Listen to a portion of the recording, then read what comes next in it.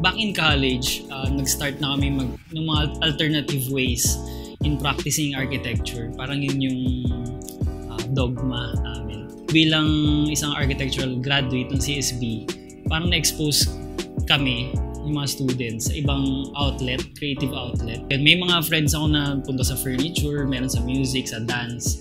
Pero ako, nag-dwell ako doon sa visual art, sa painting, also sa paggawa rin ng furniture. Anong una, lang talaga, paper and pen.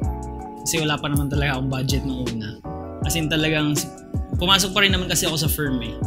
So doon, kapag may mga patay na oras, talaga mag-sketch lang ako sa notebook. Ang kapal ng notebook, puro sketches lang, drawings and sketches lang.